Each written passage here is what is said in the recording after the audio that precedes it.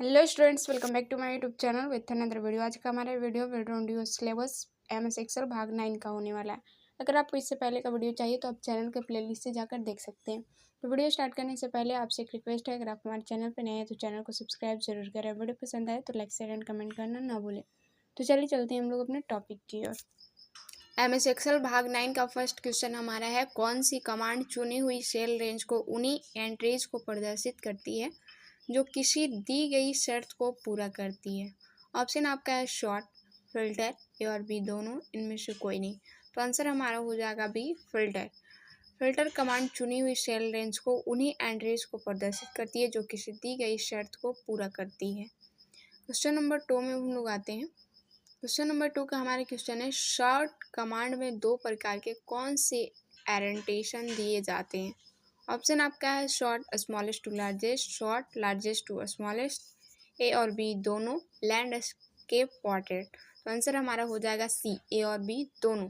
Short command में दो प्रकार के जो ओरिएंटेशंस होते हैं वो पहला होता है स्मॉलेस्ट टू लार्जेस्ट और लार्जेस्ट टू स्मॉलेस्ट। तो हमारा आंसर हो जाएगा सी, ए और बी दोनों। क्वेश्चन नंबर 3 में हम लोग आते हैं। क्वेश्चन नंबर 3 का हमारा क्वेश्चन है, निम्न में से कौन सी कमांड किसी भी सेल में इनपुट किए गए डेटा मान को नियंत्रित करती है। ऑप्शन आपका है वैलिडेशन, फॉर्म, सब टोटल, सेटिंग। तो आंसर हमारा हो जाएगा ए, वैलिडेशन। वैलिडेशन कमांड किसी भी सेल में इनपुट किए गए डेटा मान को नियंत्रित करती है। क्वेश्चन नंबर 4 में हम लोग आते हैं।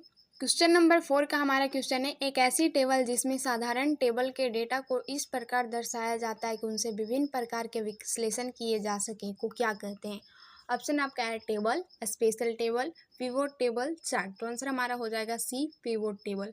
पिवोट टेबल एक ऐसा टेबल है जिसमें साधारण टेबल के डेटा को इस प्रकार दर्शाया जाता है कि उनसे विभिन्न प्रकार के विश्लेषण किए जा सके हैं। क्वेश्चन नंबर 5 में हम लोग आते हैं। क्वेश्चन नंबर 5 का हमारा क्वेश्चन है, टेक्स्ट को टेबल के रूप में परिवर्तित करने की कमांड कौन सी है। ऑप्शन आपका है text to table, text to column, convert, इनमें से कोई नहीं। तो आंसर हमारा हो जाएगा A, text to table. Text को टेबल के रूप में परिवर्तित करने का कमांड क्या है, तो text to table. Question number 6 में हम लोग आते हैं। क्वेश्चन नंबर 6 का हमारा क्वेश्चन है, शॉर्ट कमांड के द्वारा किन दो प्रकार से डेटा को शॉर्ट कर सकते हैं। ऑप्शन आपका है असेंडिंग, डिसेंडिंग, उपरोक्त दोनों, टॉप बटन। तो आंसर हमारा हो जाएगा सी, उपरोक्त दोनों। शॉर्ट कमांड के द्वारा असेंडिंग और डिसेंडिंग डेटा को क्या कर सकते हैं, तो शॉर्ट कर सकते हैं। यानी आपके पास कोई भी नंबर का फंक्शन है, वैल्यू है, तो आप उसको असेंडिंग ऑर्डर या डिसेंडिंग ऑर्डर में क्या कर सकते हैं, तो डेटा को शॉर्ट कर सकते हैं। तो यहाँ पे हमारा शॉर्ट कमांड में असेंडिंग और डिसेंडिंग दोनों यूज हो रहा है। तो आंसर हमारा हो जाएगा सी, उपरोक्त दोनों। क्वेश्चन नंबर 7 में आते हैं। क्वेश्चन नंबर 7 का हमारा क्वेश्चन है, किस कमांड की सहायता द्वारा इनपुट व फॉर्मूले से परिणामों की टेबल बनाई जाती है। ऑप्शन आपका है पिवोट टेबल, टेबल, चार्ट, इनमें से कोई नहीं। तो आंसर हमारा हो जाएगा बी, टेबल। टेबल कमांड की सहायता द्वारा इनपुट व फॉर्मूले से परिणामों की टेबल बनाई जाती है। क्वेश्चन नंबर 8 में हम लोग आते हैं। क्वेश्चन नंबर 8 का हमारे क्वेश्चन है, खाली स्थान दिया हुआ है, सॉफ्टवेयर डेटा स्टोर करने के लिए उपयोगी होता है। ऑप्शन आपका है MS Word, MS Excel, MS PowerPoint, इनमें से कोई नहीं। तो आंसर हमारा हो जाएगा B, MS Excel. MS Excel software data store करने के लिए उपयोगी होता है। तो आंसर हमारा हो जाएगा बी। क्वेश्चन नंबर 9 में हम लोग आते हैं। क्वेश्चन नंबर 9 का हमारा क्वेश्चन है, न्यू विंडो कमांड वर्कबुक को किस विंडो में प्रदर्शित करती है। ऑप्शन आपका है न्यू, ओल्ड, करेंट, इनमें से कोई नहीं। तो आंसर हमारा हो जाएगा new. New window command workbook को किस विंडो में प्रदर्शित करती है, तो न्यू विंडो में। क्वेश्चन नंबर 10 में हम लोग आते हैं। क्वेश्चन नंबर 10 का हमारा क्वेश्चन है, स्प्लिट कमांड किस शीट को विभाजित करती है। ऑप्शन आपका है current, active, new window, all window. तो आंसर हमारा हो जाएगा बी, एक्टिव। स्प्लिट कमांड किस शीट को विभाजित करती है, तो एक्टिव शीट को। क्वेश्चन नंबर 11 में हम लोग आते हैं। क्वेश्चन नंबर 11 का हमारे क्वेश्चन है, वर्तमान विंडो को छिपाने के लिए किस कमांड का प्रयोग किया जाता है। ऑप्शन आपका है हाइड, हिडन, सेव, लॉक। तो आंसर हमारा हो जाएगा ए, हाइड। वर्तमान विंडो को छिपाने के लिए हम लोग हाइड कमांड का प्रयोग करते हैं। क्वेश्चन नंबर 12 में हम लोग आते हैं। क्वेश्चन नंबर 12 का हमारा क्वेश्चन है, MS एक्सेल प्रोग्राम में खानों की चौड़ाई और पंक्ति की लंबाई मापी जाती है किसमें? ऑप्शन आपका है इंच, पिक्सल, सेंटीमीटर, परसेंटेज। तो आंसर हमारा हो जाएगा ए, इंच।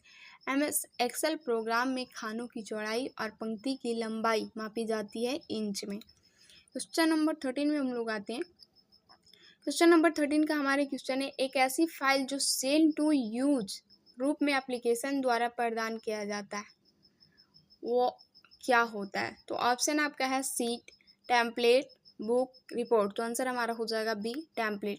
टेम्पलेट एक ऐसी फाइल है जो सेंड टू यूज रूप में एप्लीकेशन द्वारा प्रदान किया जाता है। क्वेश्चन नंबर 14 में हम लोग आते हैं। क्वेश्चन नंबर 14 का हमारा क्वेश्चन है, डेटा और सूचनाओं को समझने में आसान व आकर्षित तरीके से विजुअल रूप से रिप्रेजेंट करता है। कौन करता है? ऑप्शन आपका है चार्ट, टेबल, पिक्चर, ग्राफिक। तो आंसर हमारा हो जाएगा टेबल। डेटा और सूचनाओं को समझने में आसान व आकर्षित तरीके से विजुअल रूप से रिप्रेजेंट करता है। कौन करता है? तो टेबल करता है। हम लोग किसी भी बने बनाए डेटा को अगर एक आकर्षित लुक में अगर रिप्रेजेंट करना चाहें तो हम लोग किसके द्वारा करते हैं? तो टेबल के द्वारा करते हैं। क्वेश्चन नंबर 15 में हम लोग आते हैं। क्वेश्चन नंबर 15 का हमारे क्वेश्चन है, माइक्रोसॉफ्ट एक्सेल 2010 में एक अकेली फाइल या डॉक्यूमेंट क्या कहलाती है? ऑप्शन आपका है वर्कबुक, वर्कशीट, सीट, नोटबुक। तो आंसर हमारा हो जाएगा ए, वर्कबुक। माइक्रोसॉफ्ट एक्सेल 2010 में एक अकेली फाइल या डॉक्यूमेंट वर्कबुक कहलाती है। तो ये था हमारा MS एक्सेल भाग 9 का 15 क्वेश्चन। 15 में से कितने का आंसर आप लोग का सही हुआ है कमेंट करके बताइएगा, और मिलता है नेक्स्ट वीडियो में MS एक्सेल भाग 10 के साथ। Thank you.